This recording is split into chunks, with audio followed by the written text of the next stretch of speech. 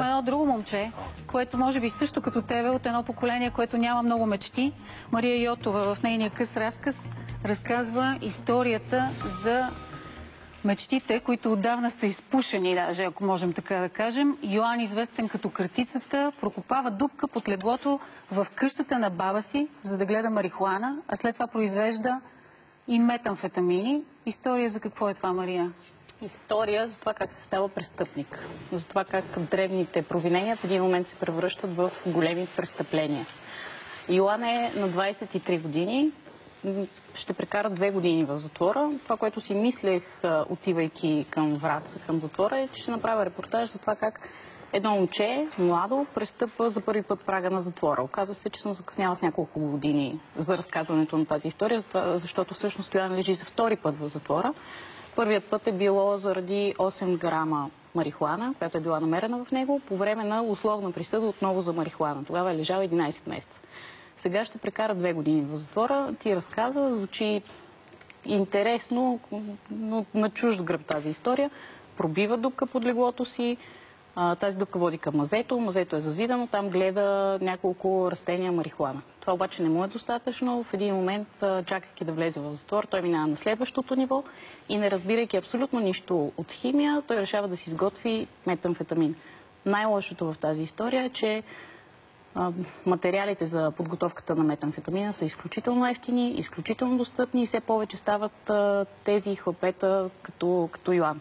Това е история за това как на 23 години може вече да си рецидивист. Много ти благодаря. Също и история за това как всеки от нас може случайно да разпознае и детето си в тази история. Да я видим.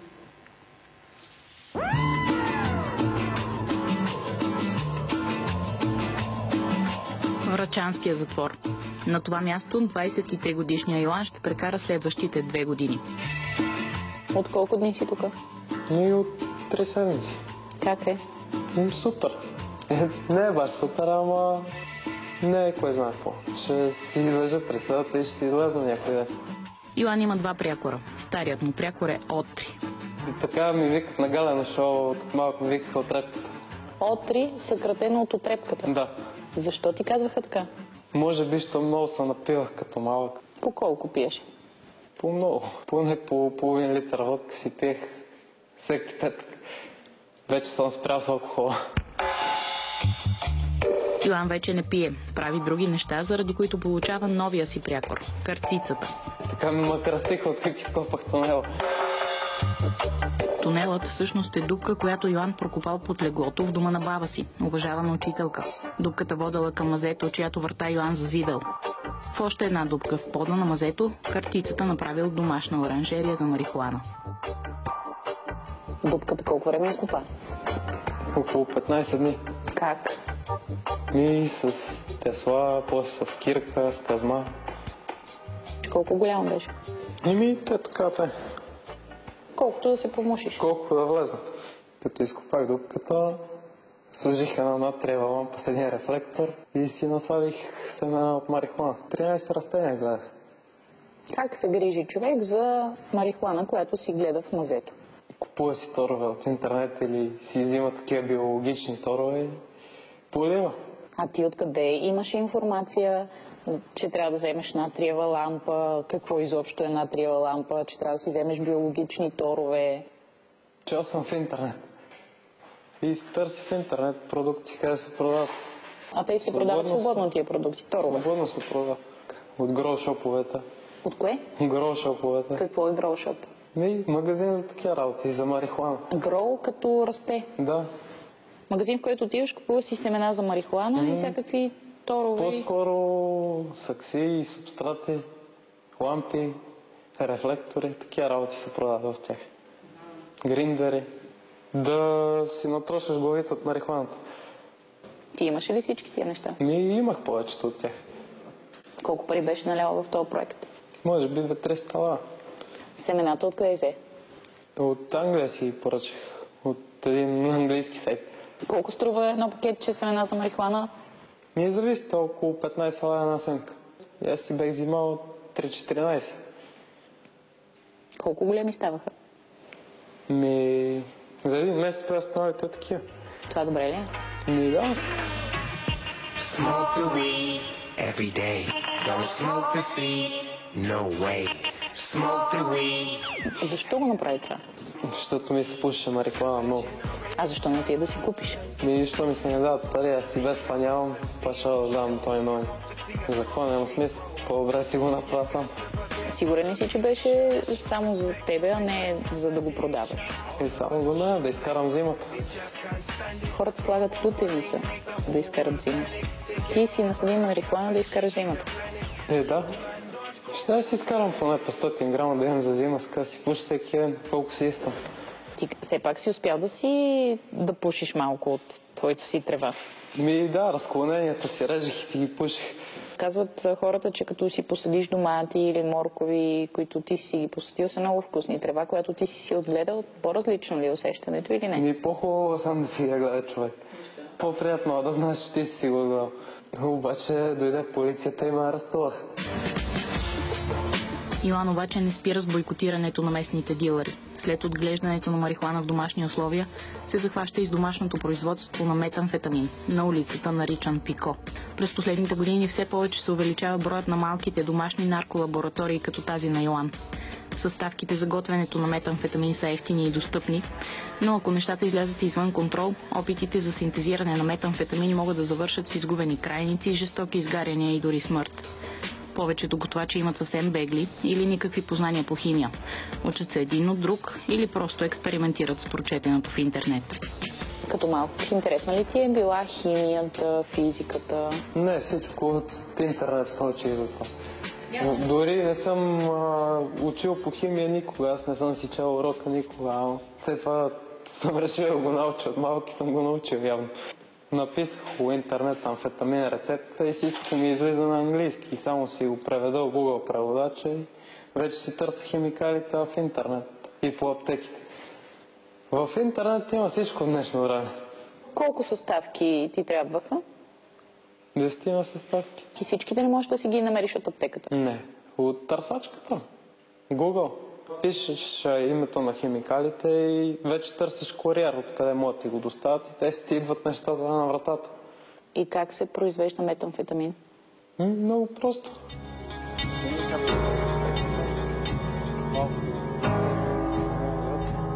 Завариш.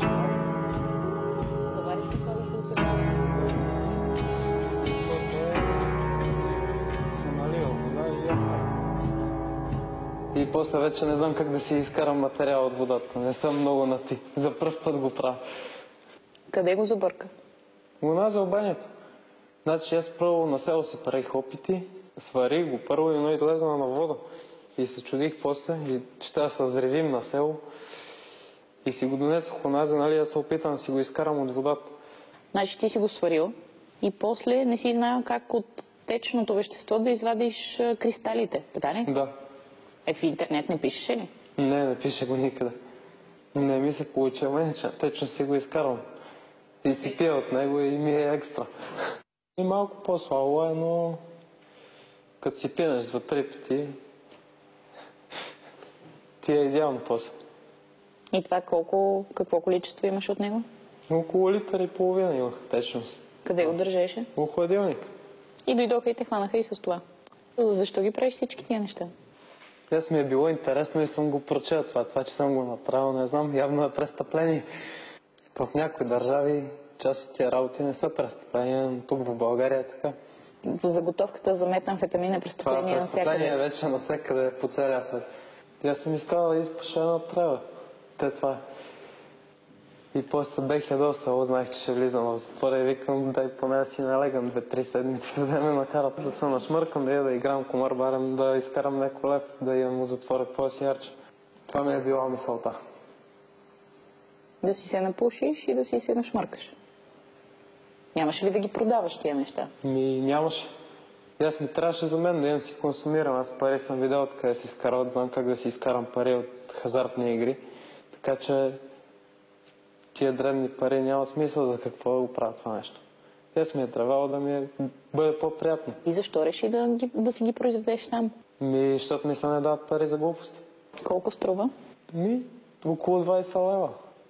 Около грам. Той грам за колко надруснания ти стига? И за една нощ. 1 грам една нощ, 20 лева. Толкова горе-долу. Много е ефтино. Така. Кокаинът на бедните. Така наричат метамфетамина. Може да се пие, шмърка, пуши или инжектира. Дава усещане за сила и увереност. Може да те държи буден дни, но тогава идват и другите му ефекти. Хиперактивност, агресия, параноя. А това са лицата на хора, които години наред са взимали метамфетамин. Като малък, кога бях на 5-16 години, всеки ден си шмърках. Колко години така? И не влезнах в затвора първия път. Кога влезе в затвора първия път? На 19. Тоест 4-5 години, всеки ден метамфетамин. Да. Какъв ставаш след 4 години шмъркане на метамфетамин? Изтрещял, може би. Не изглежда добре, бях много отслабнал. Постоянно пеех алкохол и не ми се отразяваше много добре. И не може да се храна, не може да си легна, да се наспа. Отслабно постоянно. От кога не си взимал сега? Сега близо година и половина, да, не съм взимал. Как спря? Спря ми харесва. Това усещане. Омръзва, като съм си шмъркал килата. Като съм си шмъркал килата. Ми омръзна. Ти сам ли беше в тези неща? Смисъл, приятелите ти взимаха ли също? Ето, всички в града се дрогират. Не съм само аз. Това е мода. Всички ходят до... Покажи ми татуировката си. Какво пише там? Тъглай. Гангстърски живот. Това където пак го има на корема. Това е един наркоман ми го написа. Он почина. От какво почина? От свръхдоза. Имаш ли нормални приятели? Имаш ли някой приятел, който не взима нищо? Не. Сериозно, наистина. Сериозно, нямам такива приятели. Трудно се намерят такива хора в Враца. Нямаш нито един приятел, който не взима никакви наркотици. Нямам такива приятели. Много хора познавам от този град, ама не познавам такива, къде не са дружества. Колко приятели имаш, които са умрели от наркотици? Имам познати, къде са умрели от наркотици. Колко? 2-3. Ти наркоман ли си? Не бих казал. Вече не съм. Вашата как приемат това, че си тук? Как приемат? Не ми обръщат внимание. Идват ли ти на свиждане? Рядко. Защо? Ще е написано вече от мен и така. Майка ти какво ти казва? Тя не говори с мен. От кога? От години. В смисъл, рядко говори с мен. Каже ми по 1-2 изречения, аз си кажа по 1-2 изречения и това е за следващите 2-3 месеца. И това от кога е така? Откакто бях на 16.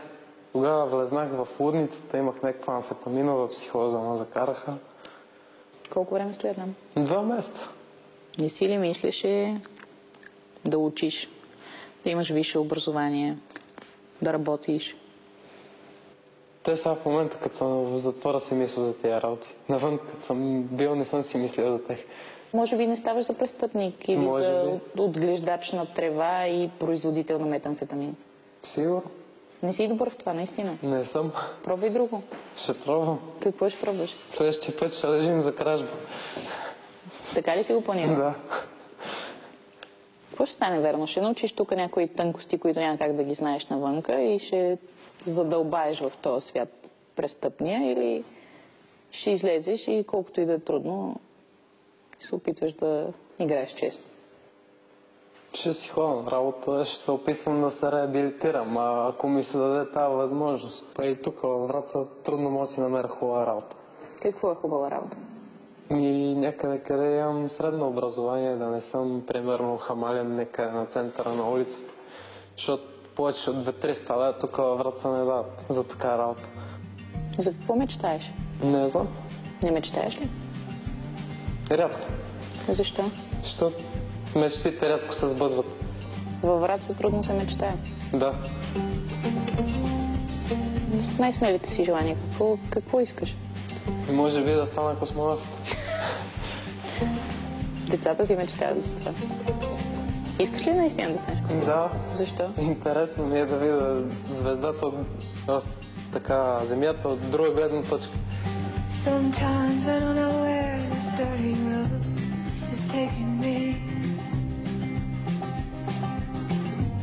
Sometimes I don't know the reason why, so I guess I'll keep gambling, lots of booze and lots of rambling.